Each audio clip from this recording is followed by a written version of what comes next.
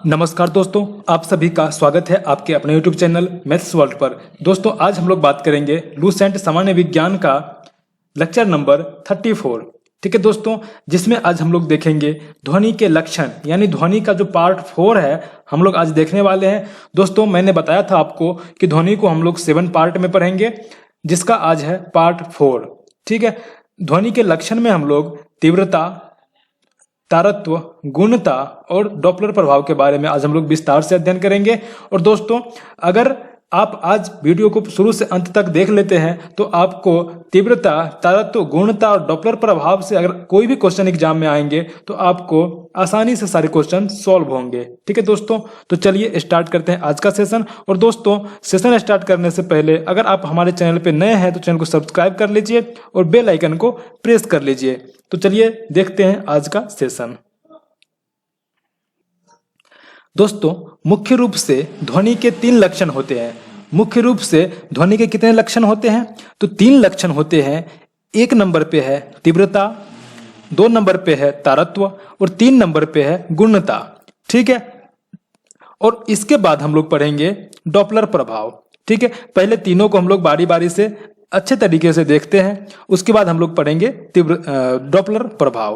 तो दोस्तों 1 नंबर पे है तीव्रता। तो अब हम लोग देखते हैं कि तीव्रता आखिर क्या है।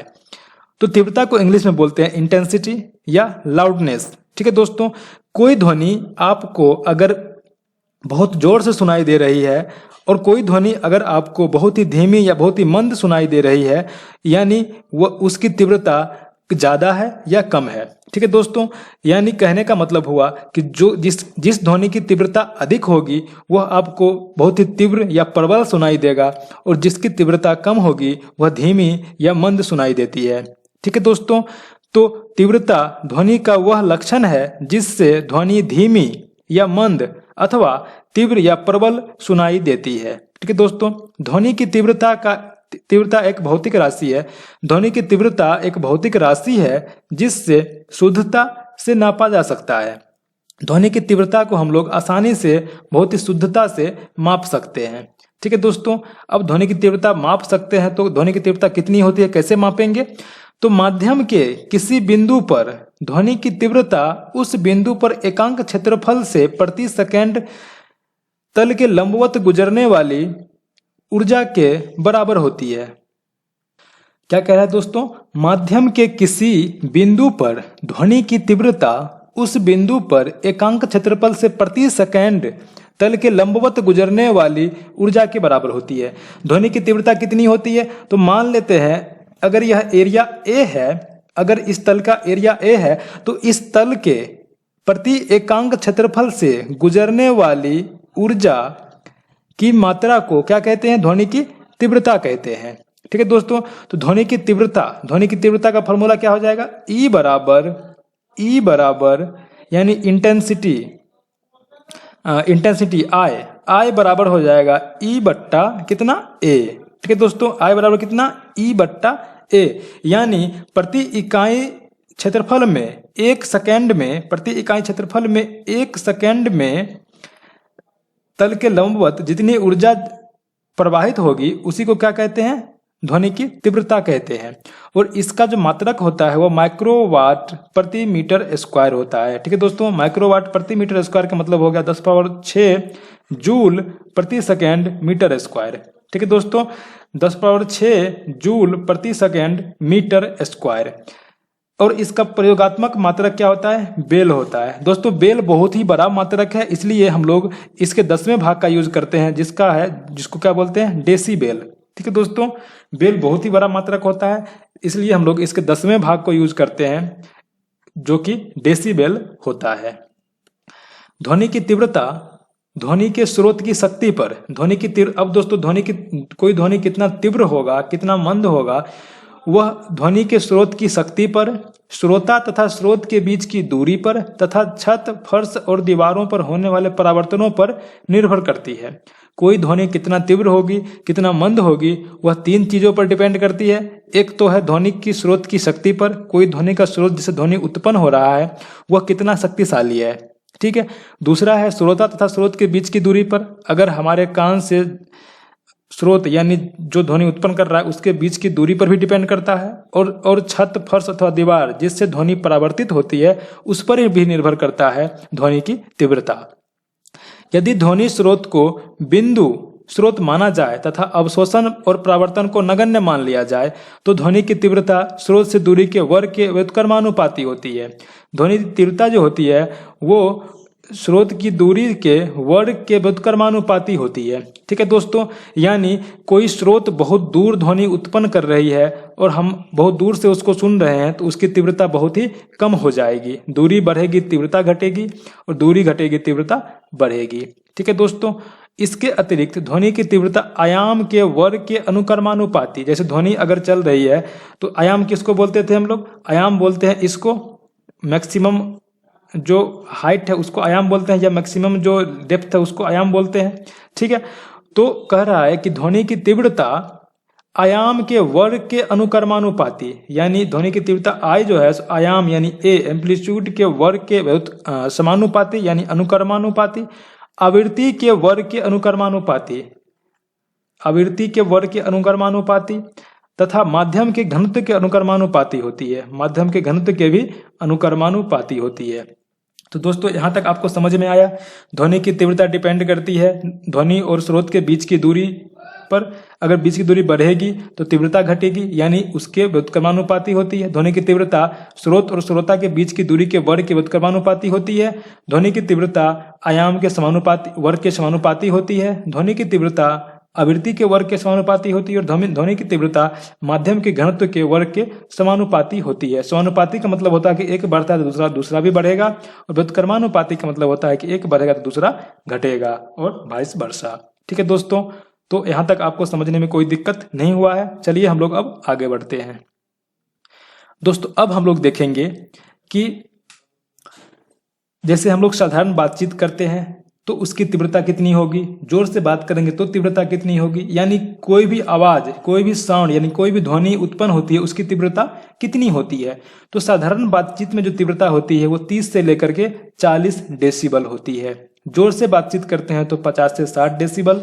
ट्रक या ट्रैक्टर चलती है तो 90 से 100 डेसिबल। ऑर्केस्ट्रा जो होता है गाना बजाना उसमें 100 डेसिबल। विद्युत मोटर चलती है तो उसमें 110 डेसिबल। मोटरसाइकिल में 110 डेसिबल। सायरन की ध्वनि होती है 110 से 120 डेसिबल। और जेट विमान की ध्वनि होती है 140 से 150 डेसिबल। और मशीन गन की 170 डेसिबल और मिसाइल की 180 डेसिबल। तो दोस्तों इसमें आपको ज़्यादा याद रखने की जरूरत नहीं है। आपको एक जेट विमान जो 140 से 150 डेसिबल है आप उसको याद रख सकते हैं, और एक साधारण बातचीत 30 से लेकर के 40 डेसिबल तक याद रख सकते हैं। अब दोस्तों सवाल एक आता है कि ये जो ध्वनि है तो हमारे कान कितने ध्वनि को सुन सकता है। ठीक है, हमारे कान जो कितने डेसिबल के ध्वनि को सुन सकता है, और हमारे कान के लिए कितना डेसिबल का ध्वनि आरामदायक होगा सुनने में। तो देखिए उसको हम लोग आगे देखते हैं। विश्व स्वास्थ्य संगठन यानी WHO वर्ल्ड हेल्थ ऑर्गेनाइजेशन, जिसका मुख्यालय जेनेवा में है, और जेनेवा कहाँ है? स्विट्जरलैंड में। तो विश्व स्वास्थ्य संगठन के अनुसार 45 डेसिबल ध्वनि मानव के लिए सर्वोत्तम होती है। ठीक है दोस्तों, 45 डेसिबल की ध्वनि जो है सो मानव के कान के लिए सबसे अच्छा माना गया है। तो आपको इससे क्वेश्चन आते हैं कि मानव कान के लिए सबसे सर्वोत्तम ध्वनि कौन सी होती है? 45 डेसिबल की ध्वनि। और WHO ने बताया है कि 75 डेसिबल से ऊपर की ध्वनि मानव स्वास्थ्य के लिए हानिकारक माना जाता है। आपको एग्जाम में आएगा कि मानव के लिए सर्वोत्तम ध्वनि कितनी होती है? 45 डेसिबल। और यह भी एग्जाम में आता है कि कितना से ज्यादा अगर ध्वनि हो जाए तो मनुष्य के लिए हानिकारक हो सकता है। तो 75 डेसिबल से ऊपर जाने पर मनुष्य के लिए हानिकारक हो सकता है। ठीक है दोस्तों, यूं तो एक साधारण मानव ज्यादा से ज्यादा 130 डेसिबल तक तीव्रता की ध्वनि को सुन सकता है। ठीक है, लेकिन 85 डेसिबल से अधिक ध्वनि व्यक्ति को बहरा बना सकता है, और 150 डेसिबल की ध्वनि मनुष्य को पागल बना सकता है। ठीक है दोस्तों, तो आपको यहाँ पर 2 डाटा ध्यान में रखना है कि एक 45 डेसिबल जो सर्वोत्तम होता है, और 75 डेसिबल जिससे ऊपर मनुष्य के लिए हानिकारक होता है, जो कि एग्जाम में आपको बार बार आता है। अब दोस्तों ध्वनि का दूसरा लक्षण क्या है? तारत्व यानी पिच। तो दोस्तों हम लोगों ने इंटेंसिटी यानी तीव्रता पढ़ा। तीव्रता में जिसकी तीव्रता ध्वनि की ज़्यादा होती है वो हमें ज़्यादा जोर से सुनाई देती है, जिसकी तीव्रता कम होती है वो हमको कम सुनाई देती है। ठीक है दोस्तों। अब दूसरा में है तारत्व यानी पिच।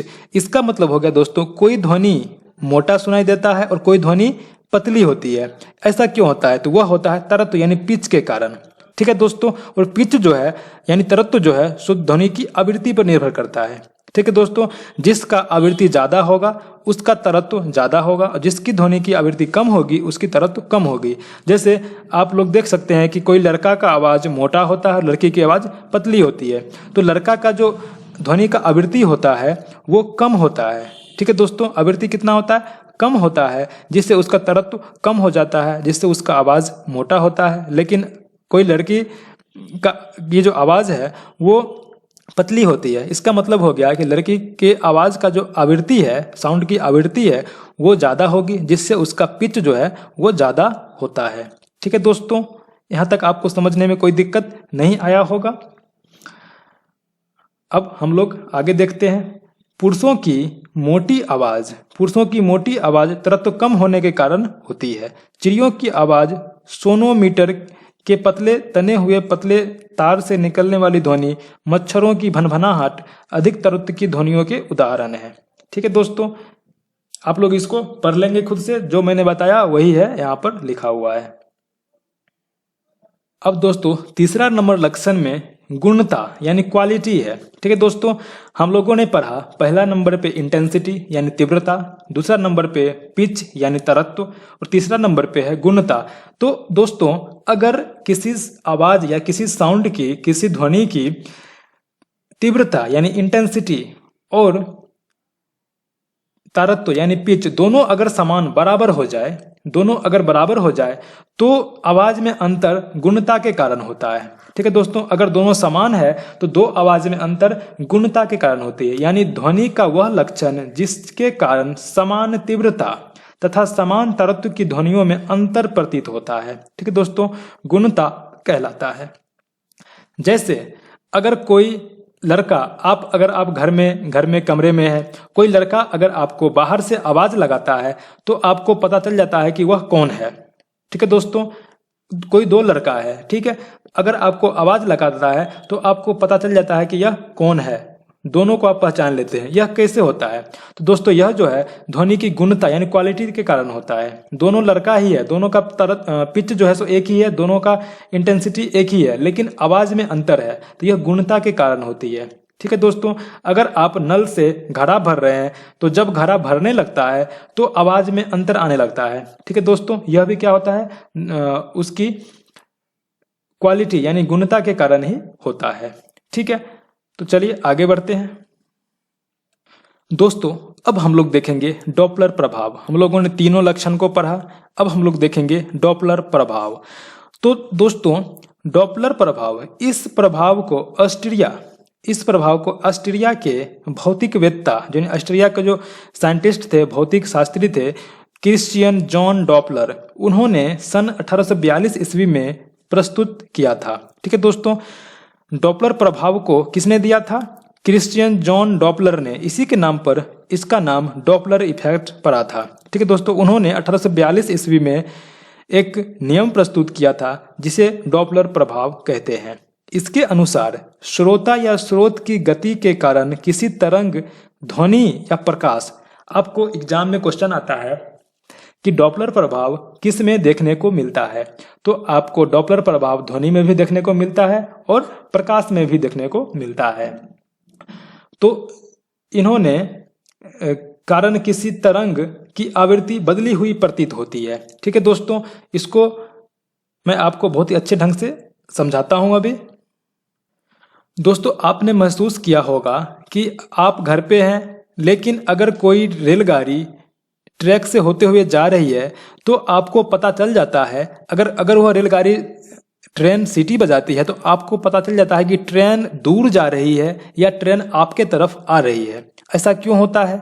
यह डॉपलर प्रभाव के कारण ही होता है।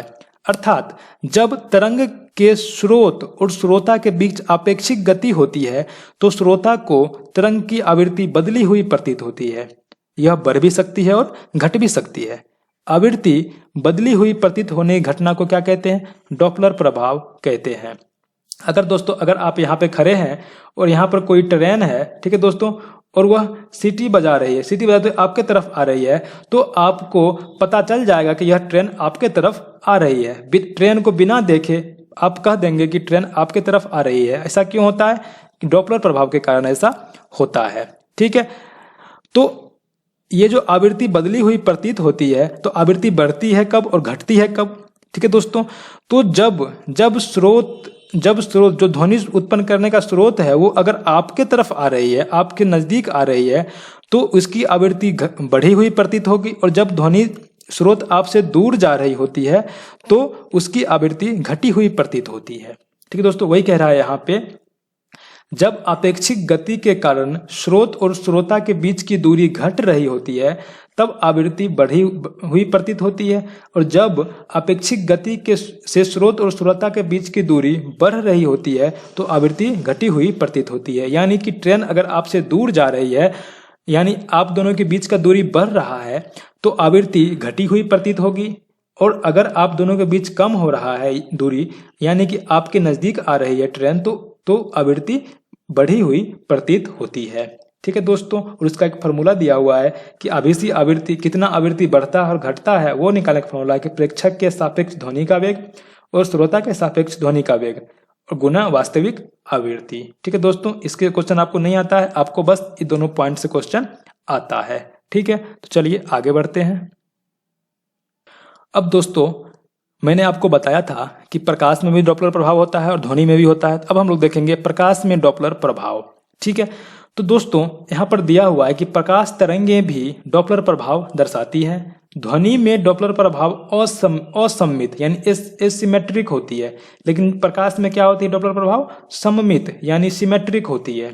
ठीक है दोस्तों, इसका तात्पर्य यह है, यानी कहने का मतलब यह है कि ध्वनि में डॉपलर प्रभाव इस बात पर निर्भर करता है कि ध्वनि स्रोत और श्रोता की ओर आ रही है या उससे दूर जा रही है।